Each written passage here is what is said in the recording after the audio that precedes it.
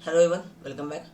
हम लोग लास्ट वाले क्लास तक में कॉम्पैक्शन वाले चैप्टर का सीबीआर मेथड का भी डिस्कशन कर लिए थे। अब आज वाला जो हम लोगों का लेक्चर है ये जियोटेक्निकल इंजीनियरिंग के इस कोर्स का लास्ट चैप्टर है, लास्ट क्लास है आपका सॉइल स्टेबलाइजेशन। ये यूनिट नंबर 6 का सबसे लास्ट टॉपिक है। इस डिस्कशन के बाद हम लोगों का जियोटेक्निकल इंजीनियरिंग में और कोई भी टॉपिक का डिस्कशन नहीं बचेगा। जो किसी किसी यूनिट्स में आपके अगर न्यूमेरिकल्स छूटे हुए होंगे तो वो आपके अब ऐड होना शुरू हो जाएंगे। आप सारे यूनिट्स को पढ़ लिए हैं, सारी थ्योरी सारे कॉन्सेप्ट्स आपको पता है। सारे यूनिट्स में आपको क्विजेस वगैरह ऐड कर दिए गए थे ताकि आप टाइम टू टाइम जब भी आप अपनी तैयारी करते हैं उसके बाद आप उस यूनिट को कंप्लीट करते हैं, आप फिर क्विज दे करके एमसीक्यू क्वेश्चन है 10 से लेकर के 20। जिस जो यूनिट बड़े हैं उनमें ज़्यादा क्वेश्चन है, जो यूनिट छोटे हैं उनमें कम क्वेश्चन है। उन यूनिट्स में उन टॉपिक से रिलेटेड जितना भी क्वेश्चन हो सकता था वो सारा हम आपको क्विज वगैरह में ऐड कर दिए। तो लगभग 40 से 42 लेक्चर्स में आपका ये जियोटेक्निकल इंजीनियरिंग का जो पूरा सीरीज है ये कंप्लीट होता है। इसमें हम लोग जो 6 टॉपिक्स डिस्कस किए, पहला इंट्रोडक्शन वाला पार्ट था, दूसरा था आपका जो सॉइल का 3 phase system index property, third permeability था, फोर्थ शेयर स्ट्रेंथ था, फिफ्थ आपका बियरिंग कैपेसिटी था और ये सिक्स्थ आपका कॉम्पैक्शन हम लोग डिस्कस कर रहे थे। अब आज वाला जो टॉपिक है ये कहने को बहुत बड़ा टॉपिक है। सॉइल स्टेबलाइजेशन पे आप एक पूरी किताब आती है, तो आपको क्या पढ़ना है, तो सिर्फ अभी डिप्लोमा लेवल पे कुछ बेसिक आइडिया रखना है कि सॉइल स्टेबलाइजेशन होता क्या है, कितने तरीके से हो सकता है, क्यों करने की ज़रूरत पड़ी, बस इतना चीज़ आपको जान लेना है। अब कितने तरीके से हो सकता है और उसमें क्या क्या और चीज़ें ऐड करके कितने डिज़ायर्ड अलग अलग टाइप की हम लोग अपने प्रॉपर्टीज़ को ऑब्टेन कर सकते हैं, वो सारी चीज़ें अभी आपका डिस्कशन का पार्ट नहीं है। ये आएगा बीटेक वाले में, फिर से जब जियोटेक्निकल इंजीनियरिंग आप पढ़ेंगे वहाँ एक चैप्टर आपका सॉइल स्टेबलाइजेशन पे आएगा, पूरा एक यूनिट। फिर उसमें आपको बहुत सारे इक्विपमेंट्स, बहुत सारे आपको प्रोसेसेस, ये सारी चीज़ें जो हम अभी आपको एक ओवरऑल मतलब एक व्यू देंगे वहाँ वो डिटेल में डिस्कस होगा। तो आज का लेक्चर कोई बहुत ज़्यादा लेंदी नहीं होने वाला है, 20 से 25 मिनट हार्डली लगेगा। हम आपको सॉइल स्टेबलाइजेशन पूरा प्रोसेस समझा देंगे। अब सॉइल स्टेबलाइजेशन होता क्या है, बहुत ही आसान लैंग्वेज में समझते हैं कि आप एक जगह पे कहीं पे मान लीजिए रोड बनाने वाले हैं। अब रोड बनाने के लिए आपने सर्वे किया और अलाइनमेंट फाइनल हुआ आपका, मान लेते हैं कुछ ये वाला। अब आपने डिसाइड किया कि ये वाले डायरेक्शन में ये पूरा यहाँ से यहाँ तक गवर्नमेंट का लैंड था, तो आपने डिसाइड किया, सर्वे किया, तो आपको लगा कि ये इस तरीके से रोड बनाना हम लोगों को बहुत ज़्यादा पैसा भी नहीं लगेगा, किसी दूसरे का लैंड एक्वायर नहीं करना पड़ेगा, लीगल ट्रबल नहीं आएगा। प्लस इस रोड का कंडीशन भी आपको उस समय, क्योंकि आप सर्वे जब कर रहे हैं तो बिल्कुल बहुत सारे एक्चुअल टेस्ट वगैरह तो आप किए नहीं।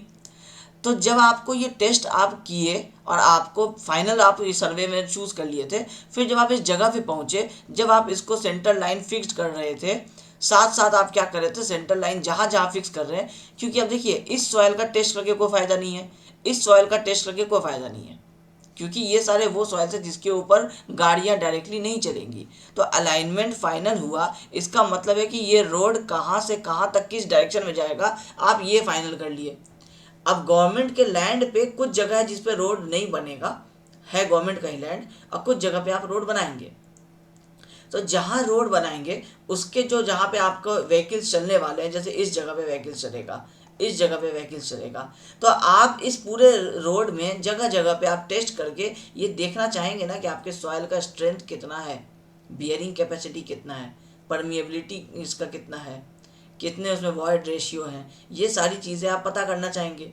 क्यों पता करना चाहेंगे, आपको सारी चीज़ों का इंपॉर्टेंस अब समझ में आ गया है। आप जब इंडेक्स प्रॉपर्टी वाला चैप्टर पढ़े तो क्यों पढ़ रहे थे, क्या जान रहे थे, कॉम्पैक्शन पढ़े तो क्यों कर रहे थे, यूनिट वेट हम लोगों को चाहिए होता है सॉयल का। फिर आप शेयर स्ट्रेंथ पढ़े थे चैप्टर, तो क्यों पढ़े थे कि आपको वो शेयर कर जाएगा कि नहीं, उसमें कितना स्ट्रेंथ रिक्वायर्ड है।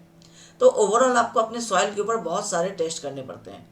जब आप टेस्ट करते हैं और आपको पता चलता है कि आपके सॉइल का बियरिंग कैपेसिटी जो है वो बहुत ज़्यादा नहीं है, या मान लेते हैं कि आपके सॉइल में बियरिंग कैपेसिटी बहुत कम है, या दूसरा चीज़ मान लेते हैं कि आपके सॉइल का जो शियर स्ट्रेंथ है आपका वो कम है, हो सकता है कि आपके सॉइल का परमिएबिलिटी बहुत ज़्यादा हो सकता है आपके सॉइल में वॉइड रेशियो बहुत ज़्यादा हो।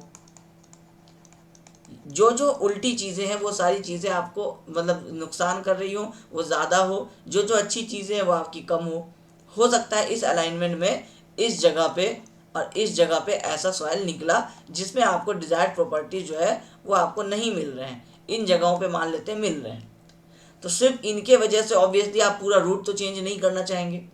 आप पहले अपने इंजीनियरिंग नॉलेज के अंदर में जो भी आपके पास बेस्ट तरीका होगा आप वो लगा करके इन एरियाज़ को ठीक करना चाहेंगे, क्योंकि अगर यहाँ से अगर हाईवे आपको ऐसे ले जाना पड़ा और ऐसे ले जाने के चक्कर में अगर आपको किसी दूसरे पर्सन का अगर आपको लैंड लेना पड़ा तो फिर वो लैंड एक्विजिशन वाला स्टार्ट होगा प्रोसेस, फिर उसमें पैसा उनको देना पड़ेगा, प्लस उसमें लीगल ट्रबल जो होता है, टाइम किलिंग होता है।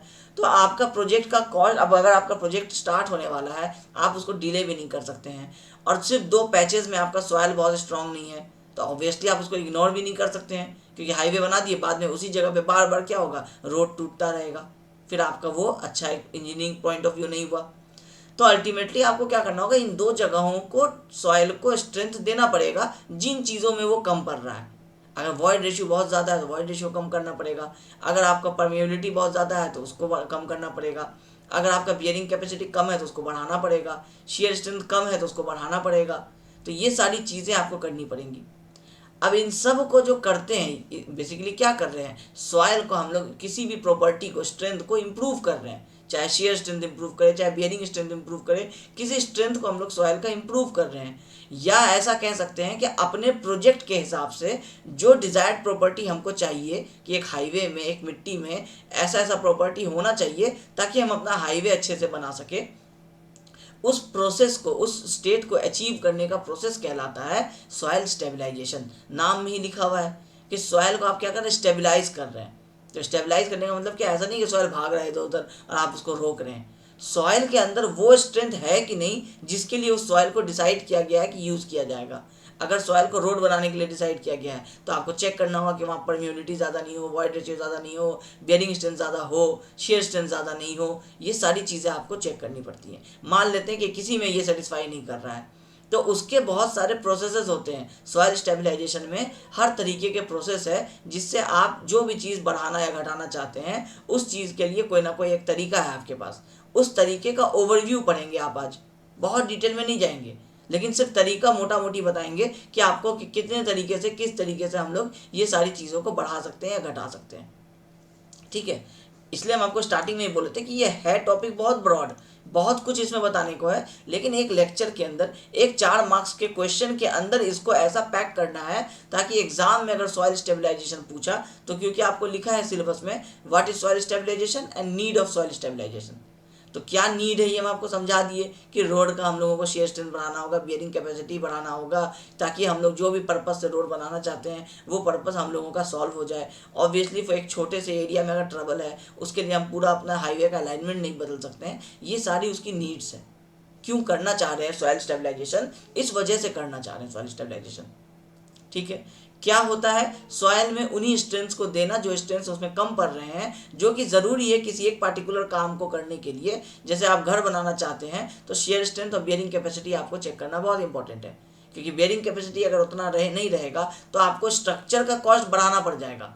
ऐसा नहीं है कि स्ट्रक्चर बना नहीं सकते हैं, बिल्डिंग बना सकते हैं, लेकिन फाउंडेशन बहुत ज़्यादा डेप्थ का देना पड़ेगा, फाउंडेशन में रेनफोर्समेंट बहुत ज़्यादा देना पड़ेगा।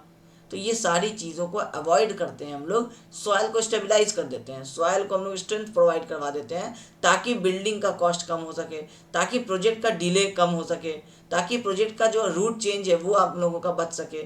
ये सारी चीज़ें करते हैं सॉइल स्टेबलाइजेशन में। ठीक है, कैसे करते हैं, तो सॉइल को स्टेबलाइज करने का आपको पढ़ना है 3 मेथड। एक है आपको मैकेनिकल, एक है आपको फिजिकल और एक है आपको केमिकल। ये 3 तरीके से आपका सॉइल जो है वो स्टेबलाइज हो सकता है। अब क्या क्या है ये पहले समझा देते हैं, सब चीज़ नोट्स में लिखा हुआ है, सब रीडिंग देंगे, सब समझ में आ जाएगा। मैकेनिकल तरीका मतलब कि कोई मैकेनिकल तरीके से, मतलब कोई एक मशीन ले आए, उससे हम लोग क्या कर रहे हैं, सॉइल का स्टेबलाइजेशन कर रहे हैं। तो आप जो अभी तक पढ़े थे, जो आपका फील्ड कॉम्पैक्शन में जो आप जितने इंस्ट्रूमेंट्स के बारे में भी लास्ट वाले क्लासेस में पढ़े थे कि इसमें आपका रोलर्स यूज़ होता है, आपका रैमर्स यूज़ होता है, आपका फिर छोटे छोटे आपके इक्विपमेंट्स यूज़ हो जाते हैं। जैसे आपका रैमर में भी आपका हैंड आ जाता है और इलेक्ट्रिक आ जाता है, फिर आपको आ जाता है टेम्पर्स आ जाता है, बेसिकली सॉइल को क्या करते हैं आप, कॉम्पैक्ट करते हैं, कॉम्पैक्शन अचीव करते हैं। कॉम्पैक्शन अचीव जो करते हैं वो किसी न किसी गाड़ी की मदद से, किसी आपको एक इंस्ट्रूमेंट की मदद से आप अचीव करते हैं। वाइब्रेटर होता है, वाइब्रेटर से अचीव करते हैं। ये सारे जितने चीज़ आप अभी पढ़े थे आगे पिछले वाले क्लासेस में कि फील्ड कॉम्पैक्शन किस तरीके से किया जाता है, ये सारे किसके अंदर आते हैं, मैकेनिकल मेथड्स के अंदर आते हैं। अब हम लोग जब कॉम्पैक्शन डिस्कस किए थे तो आपको बताए थे कि 100% कॉम्पैक्शन अचीव करना इम्पॉसिबल है। जो 100% पे वैल्यू आता है वो जीरो एयर वॉइड लाइन कहलाता। लेकिन हम लोग 100% नहीं करेंगे तो 95% तो एटलीस्ट अचीव कर सकते हैं। तो बेसिकली हम लोग क्या पढ़ रहे थे कॉम्पैक्शन में, हम लोग सॉइल को स्टेबलाइज ही कर रहे थे। कैसे स्टेबलाइज कर रहे थे, गामा डी कम था, गामा डी बढ़ाना था, तो थोड़ा थोड़ा रोड पे पानी छिड़के हम लोग और रोड रोलर चला दिए। अब सॉइल जिस टाइप का है उस हिसाब से रोड रोलर चला दिए। फुटिंग में अगर मिट्टी भरे हैं वापस तो ऑब्वियसली वहाँ रोड रोलर नहीं ला सकते हैं, तो वहाँ पे रैमर का इस्तेमाल कर लिए, वाइब्रेटर का इस्तेमाल कर लिए, ताकि सॉइल कॉम्पैक्ट होकर गामा डी बढ़ा दे। तो ये सारी चीज़ें जो आप कॉम्पैक्शन में पढ़ रहे थे, जो आपके रोड के स्ट्रेंथ को बढ़ा रही थी, वो क्या था, वो सारा मैकेनिकल प्रोसेस के अंदर में आता है। ठीक है। दूसरा आता है आपको फिजिकल प्रोसेस। फिजिकल प्रोसेस में आप क्या करते हैं कि सॉइल को, जैसे एक टाइप का सॉइल है, मान लीजिए उसमें सैंड ही सैंड है पूरा, या मान लीजिए क्ले ही क्ले है पूरा, तो आप क्या किए कि उसको थोड़ा सा उसमें एक्सकेवेशन किए। एक्सकेवेशन करने के बाद आप दूसरे जगह से एक दूसरे टाइप का मिट्टी लाए हैं जिसमें वो स्ट्रेंथ है जो आपको चाहिए था, जो आपके सॉइल में नहीं मिला हुआ है। अब ऑब्वियसली जब आपके सॉइल में वो प्रॉपर्टी नहीं है तो वहाँ का जो गामा होगा, जो डेंसिटी होगा, जो यूनिट वेट होगा, वो बहुत कम होगा। अब आप क्या किए, उसको थोड़ा सा एक्सकेवेशन किए, जैसे खेत वगैरह में हम लोग करते हैं ना कि उसमें अगर कुछ हम लोगों को बीज डालना है या खाद डालना है तो हम लोग पहले मिट्टी को उखाड़ते हैं थोड़ा सा ट्रैक्टर वगैरह की हेल्प से, और फिर उसके बाद उसमें जो जिस तरीके से उसको काम करना है। अब जैसे अगर हमको क्रिकेट का पिच बनाना होगा तो बाद में हम उसको क्या करेंगे, रोड रोलर चला करके फ्लैट कर देंगे। खेत वगैरह में हम लोग वैसे नहीं करते हैं। तो हम लोग क्या करेंगे, एक एग्जांपल बता रहे हैं आपको कि हम लोग उसी तरीके से क्या करेंगे, मिट्टी को थोड़ा सा हम लोग एक्सकेवेट करेंगे ताकि कुछ डेप्थ 300 mm 200 mm हम लोगों को एक्सकेवेटेड मिले।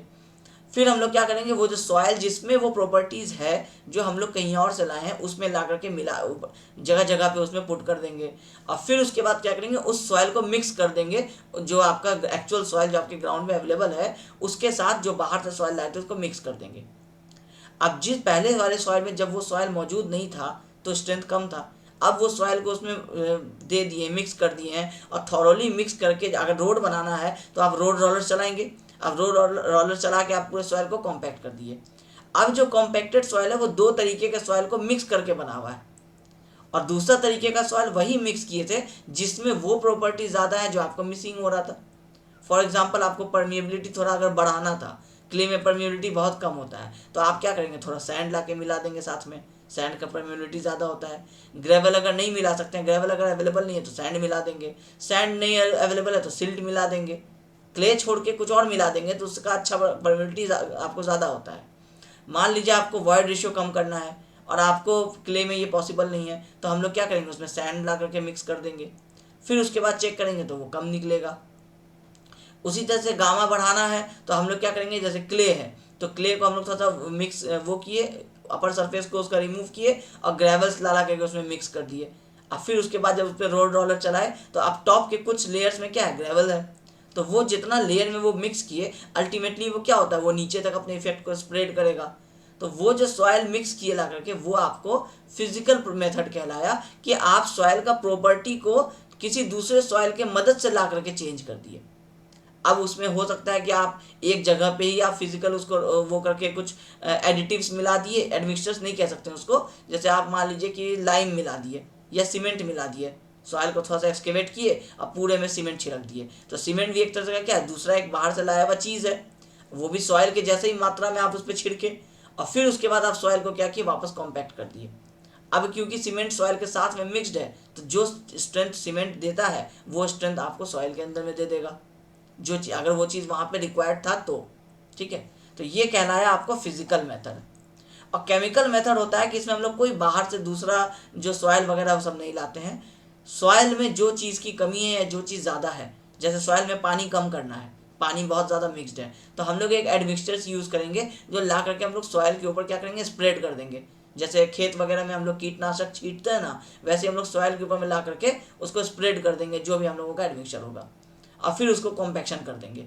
अब वो एडमिक्सचर क्या करेगा, वो सारे पानी को या तो ग्राउंड के बिल्कुल नीचे भेज देगा, या तो इवापोरेट करवा देगा, या तो सुखा देगा। वो डिपेंड करता है कि किस तरीके का हम लोग पर्पज यूज़ कर रहे हैं। तो एक हो गया सॉइल या कुछ बाहर से लाना, लाइम और सीमेंट, ये सारी चीज़ें। और एक हो गया आपको कि सिर्फ आपका एडमिक्सचर्स का यूज़ करना।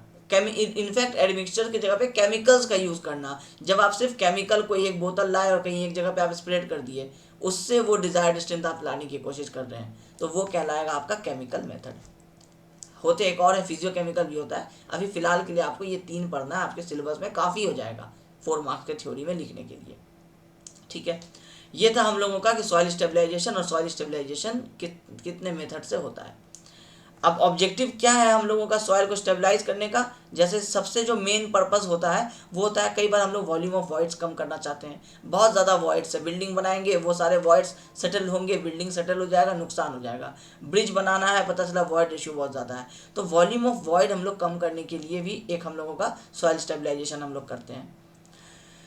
उसके बाद जो वॉइड्स आपको इलिमिनेट नहीं हो सकते हैं, तो हम लोग क्या करते हैं, परमिएबिलिटी को एटलीस्ट कम कर देते हैं। क्योंकि अगर वॉइड्स पूरा ख़त्म नहीं हो सकता है, मान लेते हैं सिचुएशन अगर ऐसा है, तो एटलीस्ट हम लोग ये करें कि परमिएबिलिटी कम कर दें। परमिएबिलिटी कम कर देंगे तो उन वॉइड्स में, क्योंकि पानी तो जाने वाला है, पानी अगर पहुंचता है वहाँ पे, तो पानी आपको क्या हो कि लेयर्स बाय लेयर्स बनाते हुए, कनेक्शन बनाते हुए आपको सेटल ना करवा दे उस सॉइल को, या पानी सॉइल के अंदर पहुँचे ही नहीं, ऐसा कोई हम लोग अपना कोई एडमिक्सचर यूज़ कर लेंगे जो वाटर रिपेलेंट हो, ताकि पानी ज़मीन के अंदर जाएगा ही नहीं। तो इससे क्या होगा हम लोगों का कि अगर वॉइड रिड्यूस नहीं हो सकता है तो एटलीस्ट उसका परमेबिलिटी रिड्यूस कर देंगे। और फिर उसके बाद क्या करेंगे हम लोग, गामा हम लोगों को बढ़ाना है, तो हम लोग ग्रेन्स के बीच का जो बॉन्डिंग है उसको बढ़ाएंगे। अब ये कैसे कर सकते हैं, इसको हम लोग कॉम्पैक्शन करके कर सकते हैं।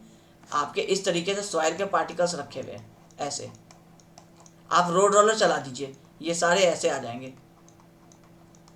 आपस के बीच का गैप कम हो जाएगा। फिर इसके बाद फिर से रोड रोलर चला दीजिए, फिर ये ऐसे आ जाएंगे, ये सारे एक लाइन में आ जाएंगे। तो ये क्या है, ये हम लोग ग्रेन्स के बीच का जो बॉन्डिंग है उसको बढ़ा दिए। पहले ये ग्रेन सेपरेट सेपरेट थे, थोड़ा नज़दीक आ गए, फिर और हम लोग कॉम्पैक्शन की तो और नज़दीक आ गए। तो ये मेन हम लोगों का 3 ऑब्जेक्टिव होता है जो हम लोग सॉइल स्टेबलाइजेशन क्यों कर रहे हैं, क्या करने वाले हैं, तो ये 3 अचीव करने की हम लोग कोशिश करते हैं। बाकी इसके अलावा कोई भी तरीका हो सकता है जिस वजह से आपको सॉइल स्टेबलाइजेशन करना पड़े। जो चीज़ मिसिंग हो रहा हो उन चीज़ को उसमें लाने का जो प्रॉपर्टी है, जो मेथड है, वो सॉइल स्टेबलाइजेशन कहलाता है। ठीक है, 3 तरीका से हो सकता है, हम आपको बता दिए, मैकेनिकल, फिजिकल और केमिकल। मैकेनिकल में कौन सा आपका तरीका होगा, मैकेनिकल में वही सारे तरीका होंगे जो आप अभी तक करते चले आ रहे हैं। आपका कॉम्पैक्शन हो गया, रैमिंग हो गया, वाइब्रेटिंग हो गया, ये सारे वो तरीके हैं जिससे सॉइल के ग्रेन के जो जो बॉन्ड्स हैं वो आपके बढ़ते हैं, अल्टीमेटली सॉइल का स्ट्रेंथ आपका बढ़ जाता है। ठीक है, फिजिकल में आपको हम बता दिए क्या क्या होता है। अब एक काम करते हैं, इसको रीडिंग दे देते हैं हम लोग स्टार्टिंग से, जल्दी जल्दी।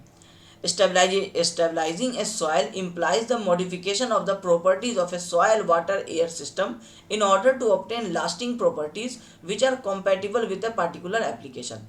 कोई भी एक काम जिसके लिए वो आप सॉइल को यूज़ करने वाले हैं, चाहे बिल्डिंग बनाओ, ब्रिज बनाओ, रोड बनाओ, उसके लिए हम लोगों को सॉइल में जो भी प्रॉपर्टी में मॉडिफिकेशन चाहिए, किस में चाहिए, ये सॉइल वाटर एयर वाला जो ये सिस्टम है, जो 3 फेज सिस्टम है, उसमें हम लोगों को जो भी मॉडिफिकेशन चाहिए वो हम लोग किसी पर्पस से, किसी तरीके से अचीव कर लेते हैं, वही हम लोगों का कहलाता है सॉइल स्टेबलाइजेशन।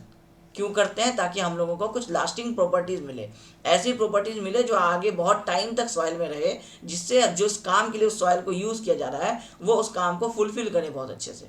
ये कहलाता है soil stabilisation. The parameters involve are, किन किन चीज़ों का, कौन कौन चीज़ें इन्वॉल्व होती हैं सॉइल स्टेबलाइजेशन में। तो प्रॉपर्टी ऑफ सॉइल, जो स्टेबलाइज करना है, जो प्रॉपर्टीज जानना आपको चाहिए बढ़ा हुआ, वो प्रॉपर्टीज़ होना चाहिए, आपको देखना पड़ेगा। सॉइल स्टेबलाइजेशन करने में इंपॉर्टेंट रोल प्ले करेगा। क्यों कर रहे हैं ये तो समझ में आना चाहिए ना। आप बस रोड रोलर चला रहे हैं, कोई पूछेगा क्यों चला रहे हैं, तो समझ में आना चाहिए ना कि आपको वाटर कम करना है, कि एयर कम करना है, कि सॉइल में आपको सरफेस हार्ड करना है, उस हिसाब से आपका पर्पस पता होना चाहिए। प्लान इम्प्रूवमेंट्स, क्या इम्प्रूवमेंट आपको मिलेगा ये करने के बाद, इसका आपको नॉलेज होना चाहिए। प्रोजेक्ट के इकोनॉमी का भी ध्यान रखना होगा। ऐसा नहीं कि स्टेबलाइजेशन करने में पता चला पूरे प्रोजेक्ट का 50% कॉस्ट लग गया स्टेबलाइजेशन करने में, वैसा स्टेबलाइजेशन करेंगे ही नहीं हम लोग। अगर 100 करोड़ का प्रोजेक्ट है और स्टेबलाइजेशन में अगर 50 करोड़ रुपया खर्च हो रहा है, तो इसका मतलब है कि वो सॉइल उस लायक है ही नहीं जिसमें वो किया जा सकता है। क्योंकि ये स्टेबलाइज करने के बाद भी कई बार अगर आपको डिजायर्ड रिजल्ट नहीं मिला तो ब्लंडर हो जाएगा। 100 करोड़ के प्रोजेक्ट में 50 करोड़ आप सिर्फ स्टेबलाइजेशन में लगा दिए और उसके बाद भी आपको पूरी प्रॉपर्टीज नहीं मिली, 45% ही मिला, तो नुकसान हो जाता है। तो इकोनॉमी को भी ध्यान में रखना है। कंस्ट्रक्शन टेक्निक्स, किस कंस्ट्रक्शन टेक्निक से वहाँ पे काम किया जाएगा उसको भी ध्यान रखना है, ताकि सॉइल स्टेबलाइजेशन उसी हिसाब से होगा। अगर वहाँ पे बोरिंग होना है तो इस हिसाब का ध्यान रखा जाएगा। तो इस तरह से बहुत सारी चीज़ें होती हैं। हम शॉर्ट में थोड़ा सा बहुत डिटेल में नहीं जा रहे हैं, तो हर टॉपिक के अंदर 5-10 मिनट का डिस्कशन हो जाएगा। इसीलिए अब हम आपको सिर्फ बहुत सारी बातों को बोलते बोलते भी रुक जा रहे हैं, क्योंकि नहीं जाना चाहते उन चीज़ों पे। आपको भी बोरिंग लगेगा, आपके काम नहीं आने वाला है। आप लास्ट लेक्चर देख रहे हैं जियो टेक्निकल का, तो सिर्फ आपको एक आइडिया होना चाहिए कि बीटेक में आप क्या पढ़ने वाले हैं। इसी के लिए ये वाला टॉपिक है आपका। और मेंटेनेंस ऑफ द प्रोजेक्ट का भी ध्यान रखना होगा कि ऐसा काम करना है, ऐसा स्टेबलाइजेशन करना है कि प्रोजेक्ट अगर मेंटेनेंस वाला है, एक बार रोड बनाए 5 साल तक अगर मेंटेन भी करना है, तो ये टोटल मेंटेनेंस पीरियड तक में आपका सॉइल का जो स्ट्रेंथ हो वो आपको मिलता रहे। ठीक है, ऑब्जेक्टिव्स हम लोग डिस्कस कर ही दिए। वॉइड रेशियो कम करने का मतलब क्या होता है, हम लोग पोरोसिटी कम करते हैं। अगर नहीं कर सकते हैं इसका मतलब क्या करेंगे, फिर परमिएबिलिटी कम कर देंगे, वाटर का पैसेज। और आपका बॉन्डिंग बढ़ाने का मतलब क्या है, मैकेनिकल स्ट्रेंथ हम लोग बढ़ा देते हैं, मतलब गामा बढ़ा देते हैं। कैसे करते हैं, कॉम्पैक्शन से करते हैं। 3 तरीके हैं हम लोगों के पास। मैकेनिकल में हम आपको बता दिए कि जो आप अभी तक पढ़े हैं। इन this technique mechanical energy is use. Mechanical energy कैसे यूज़ करते हैं, रोलर से, प्लेट कॉम्पैक्टर से, टेम्पर से, एट्सेट्रा, मतलब रैमर से, वाइब्रेटर से, ये सारी चीज़ों से हम लोग क्या करते हैं, मैकेनिकली उसको एनर्जी प्रोवाइड करते हैं ताकि कॉम्पैक्शन हो जाए। बाई चॉइस और नेचर ऑफ सॉइल, ये सारी चीज़ों से या तो ज़रूरी हो इसलिए, या तो सॉइल का नेचर हो ऐसा इसलिए। अगर सॉइल आपको इस तरीके का है तो फिर आप कॉम्पैक्शन करेंगे। अगर सॉइल आपका कॉम्पैक्टेड है फिर भी इसमें स्ट्रेंथ ज़्यादा नहीं है, तो फिर आप उस कुछ आपको रोलर्स वगैरह चला करके आप इस लेयर को यहाँ तक और पहुँचाएंगे, अगर वॉइड मौजूद है तो ये सारी चीज़ें आपको मैकेनिकल करने का मतलब ही है कि सिर्फ हम लोग मशीन्स यूज़ करके, मैकेनिकल एनर्जी यूज़ करके हम लोग अपना डिजायर्ड स्ट्रेंथ को अचीव करेंगे। To improve the soil properties by compaction, basically compaction ही करते हैं। मैकेनिकल का मतलब ही हो जाता है आपका फिलहाल सॉइल इंजीनियरिंग में कॉम्पैक्शन हो जाता है। ठीक है, preferably for construction of embankment for roads, railways etcetera. अब मिट्टी का काम कहाँ पे होता है, रोड के नीचे, रोड के साइड में, रेलवे के नीचे, रेलवे के साइड में, ये सारी जगह पे। ठीक है, बिल्डिंग्स भी हो सकता है, बिल्डिंग्स के नीचे भी हम लोगों को सॉइल का रोल इंपॉर्टेंट है। अब फिजिकल में आपको हम क्या बताया कि सॉइल का जो फिजिकल प्रॉपर्टी है वो चेंज कर देंगे, किसी दूसरे सॉइल को मिक्स कर दिए, या फिर क्या किए कि आपका ग्रेन जो है मान लीजिए कुछ ऐसे ऐसे था, डिस्पर्स था, आप उसको क्या किए, फ्लक्चुएटेड बना दिए इस तरीके से। तो इससे क्या हो गया, मान लीजिए आपका स्ट्रेंथ बढ़ गया, पोरोसिटी रिड्यूस हो गया। तो ये क्या किया हम लोग, फिजिकल में उसके पैरामीटर्स में चेंज किए। या तो हम लोग दूसरा सॉइल मिक्स करके कर दिए, या फिर हम लोग सॉइल के जो ग्रेन्स हैं इसको क्या किए, कॉम्पैक्शन नहीं किए, इसको हम लोग इस तरीके से मतलब स्टेबलाइज किए कि हम लोगों का सॉइल का जो है ना वो सारे एक लेयर्स में आपको लगभग दिख रहा है। तो ये कहलाएगा क्या, physical method. In this technique more than 2 और 3 soils are blended to improve the physical property of weak soil. अगर सॉइल का प्रॉपर्टीज वीक है तो 2 या उससे ज़्यादा 3 सॉइल भी हम लोग मिक्स कर सकते हैं, जो जो प्रॉपर्टीज मिसिंग है वो प्रॉपर्टी अचीव कर सकते हैं। क्वाइट ऑफन सम एडिटिव्स में ऑल्सो भी एडेड फॉर द पर्पस। अब इस फिजिकल स्ट्रेंथ को लाने के लिए कई बार एडिटिव्स का भी इस्तेमाल किया जाता है, जैसे हम लोग लाइम यूज़ कर सकते हैं, हम लोग सीमेंट यूज़ कर सकते हैं। ये सारे एक्चुअली केमिकल के अंदर में नहीं आएंगे, ये सारे आपको एडिटिव्स हैं। ये यहाँ तक आपको केमिकल में है, ये इधर लिखना था, ठीक है, ये टाइपिंग मिस्टेक हो गया आपको। ये सारे आपके केमिकल्स हैं जो आप लैब्स वगैरह में जिनके बारे में पढ़ते हैं, ये यूज़ किए जाते हैं। तो केमिकल, लाइम, सीमेंट, ये सब एडिटिव्स हैं। ये आपको एक तरह से कह सकते हैं कि दूसरे टाइप का एक चीज़ है जो आप ला करके इसमें मिला दिए। आप जैसे यहाँ इमेज देखिए, आपको ये सारे में आपको ये सीमेंट मिला दिया जा रहा है। अब सीमेंट मिला देने के बाद फिर इसको क्या किया जाएगा, फिर से इसको कॉम्पैक्शन किया जाएगा। तो अब ये सीमेंट जो अपना एक बॉन्डिंग प्रॉपर्टी जो देता है वो सॉइल के अंदर में देगा। अगर सॉइल के पार्टिकल्स बॉन्ड नहीं हो पा रहे थे तो सीमेंट की मदद से अब वो बॉन्ड हो जाएंगे। ठीक है, ये कहलाया आपका फिजिकल प्रोसेस। फिर आए हम लोग केमिकल में। केमिकल में हम लोग क्या किए कि हम लोग कोई एक एडमिक्सचर यूज़ किए, वो डिपेंड करता है कि कैसा काम था हम लोगों का। कुछ वाटर रिपेलेंट होते हैं, कुछ वाटर अट्रैक्टिंग होते हैं, कुछ स्ट्रेंथ इन्हेंस करते हैं। तो कौन कौन से कॉमनली यूज़ होते हैं, कैल्शियम क्लोराइड, सोडियम सिलिकेट और पॉलीमर्स। ये 4 जो हैं ये फ्रीक्वेंटली यूज़ होते हैं। बाकी आपको बहुत सारे आपको मिल जाएंगे बुक्स में। अभी आपको इंपॉर्टेंट हम आपको सिर्फ यहाँ पे मेंशन किए हैं कि ये सारे जनरली यूज़ किए जाते हैं। Sorry, calcium chloride, sodium silicate और पॉलीमर्स। अब इसका क्या काम है, इसका क्या काम है, अब उसके अंदर में नहीं जाते हैं, क्योंकि कोई आपको परमिएबिलिटी को घटाएगा, कोई आपको स्ट्रेंथ को बढ़ाएगा, कोई शेयर स्ट्रेंथ को बढ़ाएगा, ये सारी चीज़ें आपको आएंगी, तो उसके अंदर में हम लोगों को नहीं जाना है। ठीक है, यही है आपका सिर्फ सॉइल स्टेबलाइजेशन। इसको लास्ट क्लास में नहीं डिस्कस किए, एक डिफरेंट चीज़ था, एक डिफरेंट टॉपिक था, एक छोटा सा लेक्चर लेकर के आपको ये 4 मार्क्स के क्वेश्चन में इनकेस अगर पूछ लेता है तो समझिए आपको ये जितना चीज़ हम आपको सॉइल स्टेबलाइजेशन पे लिख के दिए हैं, ये सारी चीज़ें आपको बस एग्जाम में बता देनी है। सॉइल स्टेबलाइजेशन क्यों करते हैं, उससे हम लोगों को क्या फ़ायदा होने वाला है, और हम लोग उसको किस तरीके से करते हैं, ये 3 पॉइंट्स को आप डिस्कस कर देंगे। एक पेज से ज़्यादा का आपका डिस्कशन हो जाएगा। इंपॉर्टेंट की पॉइंट्स है, इसलिए इसमें कोई मार्क्स कटने का चांस नहीं बनेगा, क्योंकि टेक्निकल बातें हैं, सारी चीज़ें आप टेक्निकल लिखेंगे तो आपको 4 में 4 मार्क्स मिलने के चांसेस रहेंगे। ठीक है, तो यहाँ पे हम लोगों का ये आज का लेक्चर भी एंड हो जाता है। कोई बहुत बड़ा लेक्चर नहीं था, स्टार्टिंग में ही बता दिए थे आपको। हम यूनिट नंबर 1 से लेकर के यूनिट नंबर 6 तक सारी चीज़ें समझा दिए। टोटल 42 लेक्चर्स हम लोगों का लगा। ये सफिशियंट है आपके डिप्लोमा लेवल पे। आपको एग्ज़ाम पॉइंट ऑफ व्यू से सारे इंपॉर्टेंट जो आपके टॉपिक्स हैं वो सारे आपको डिस्कस कर लिए गए हैं। अब जो आपको जिन जिन यूनिट्स में आपके न्यूमेरिकल्स आने हैं एग्जाम में, जो सिलेबस के अंदर है, जिसमें हम लोग अगर न्यूमेरिकल अभी तक जिसमें भी नहीं डिस्कस किए होंगे, तो आज के दिन के बाद से अब आपको वो सारे जो न्यूमेरिकल्स जहाँ भी मिसिंग है, जहाँ इंपॉर्टेंट क्वेश्चन का अगर पीडीएफ नहीं अपलोड किया हुआ है, हम आपको हर यूनिट में कुछ इंपॉर्टेंट थ्योरी क्वेश्चंस का पीडीएफ, एक क्वेश्चन लिख के देंगे जिसके आंसर्स इन नोट्स में ही अवेलेबल है। हम आपको क्वेश्चन लिख के देंगे, आपको उस क्वेश्चन को देखना है और आपको याद करना है कि वो आंसर्स आपको याद हुए हैं कि नहीं याद हुए हैं। वो इंपॉर्टेंट क्वेश्चंस होंगे जो एसबीटी पहले से पूछता आ रहा है, जो एसबीटी के टीचर्स का जो फेवरेट टॉपिक होता है, जिनसे वो हमेशा क्वेश्चन पूछेंगे, वो सारे हम आपको क्वेश्चन के तरीके से, थ्योरी क्वेश्चन जो आपके एग्जाम में आ सकता है उस तरीके से बनाएंगे। आप इसको इंपॉर्टेंट क्वेश्चन समझ करके उन क्वेश्चन का प्रैक्टिस ज़रूर कीजिएगा। तो बहुत सारे यूनिट्स में अभी हम वो इंपॉर्टेंट क्वेश्चन का पीडीएफ नहीं अपलोड किए थे। हम 2 से 4 दिनों के अंदर सारे क्वेश्चंस लिखेंगे और लिख करके आपको वो पीडीएफ अपलोड कर देंगे। आंसर लिखने की ज़रूरत इसलिए नहीं पड़ेगी कि ये जो टोटल 200 पेज 250 पेज का आप नोट्स पढ़ रहे हैं, ये सारे में सारा आंसर लिखा ही हुआ है। टॉपिक का क्वेश्चन का नाम देखना है किस टॉपिक से है, और आपको चले जाना है आपको उस टॉपिक में। उस टॉपिक में उसके अंदर बहुत सारी बातें लिखी होंगी, जो क्वेश्चन में पूछा है वो आपको उसके अंदर से लिख देना है। जैसे आप क्वेश्चन बैंक वगैरह देख के प्रैक्टिस करते हैं, हम अपने कोर्स में चाहते हैं कि हम आपको ऑब्जेक्टिव, सब्जेक्टिव सारी चीज़ों का पॉसिबल क्वेश्चंस बता दें, ताकि आप अगर मेरा कोर्स सिर्फ देख रहे हैं तो सफिशिएंट हो कि आप 70 में 60 प्लस 65 प्लस मार्क्स ला सकें सब्जेक्टिव एग्जाम में। ये मेरा टारगेट रहेगा। उम्मीद करते हैं हम अपने इस पूरे कोर्स में आपको जितनी भी चीज़ें समझाए हैं, जितने तरीके से समझाए हैं, जो कंटेंट हम प्रोवाइड किए हैं, उम्मीद करते हैं कि आपको ये पसंद आ रहा होगा।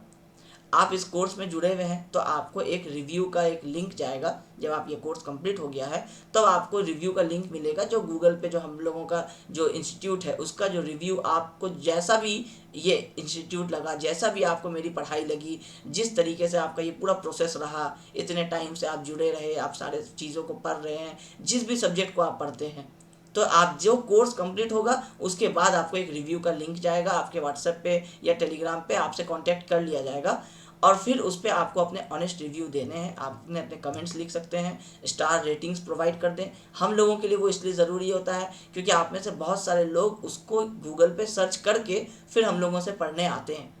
अगर आप रिव्यू कैसे बताएंगे कि हम जो आपको पढ़ाया आपको वो समझ में आया कि नहीं आया, तो आपके वो रिव्यूज़ हमको हेल्प करेंगे। अगर कुछ मेरे तरफ से ऐसा था जो सही नहीं हुआ या आपको पसंद नहीं आया, तो उन रिव्यूज़ की मदद से हम लोग उन चीज़ों को ठीक करते हैं, अपने सिलेबस में, अपने कंटेंट में, अपने इंस्टीट्यूट में उन चीज़ों को फॉलो करते हैं जो आप रेटिंग्स और रिव्यूज़ देते हैं, क्योंकि वो आपका राइट है। आप उसमें जो चाहते हैं वो लिख सकते हैं। तो 1 स्टार से लेके 5 स्टार तक के बीच का आपका रेटिंग हो सकता है। तो हम आपके 1 स्टार को भी रेस्पेक्ट करते हैं, उसको भी ध्यान में रखते हुए हम अपनी चीज़ों को इम्प्रूव करने की कोशिश करते हैं। और आपके 5 स्टार को देख करके भी अच्छा लगता है कि हम लोग जो मेहनत किए वो आपको समझ में आया, जो कंटेंट प्रोवाइड किए। बहुत जगह पे ऐसा कंटेंट भी नहीं प्रोवाइड होता है, सबके अपने अपने पढ़ाने के प्रोसेस है, पढ़ाने का तरीका है, मगर स्टूडेंट को एग्जैक्टली क्या चीज़ें हिट करेंगी, क्या चीज़ें उनको ज़रूरत पड़ती है। तो क्योंकि हम लोग खुद ऑफलाइन भी कॉलेजेस में पढ़ाते हैं, तो एक आइडिया है कि स्टूडेंट कहाँ पे एक्चुअली जाकर के प्रॉब्लम में आता है। तो इन सारी चीज़ों को हम ध्यान में रखे हैं। तो उम्मीद करते हैं कि आपको ये पूरा कोर्स पसंद आया होगा, आपकी ये काम आएगा और आपके एग्ज़ाम्स में आपको मार्क्स स्कोर करने में हेल्प करेगा। Thank you.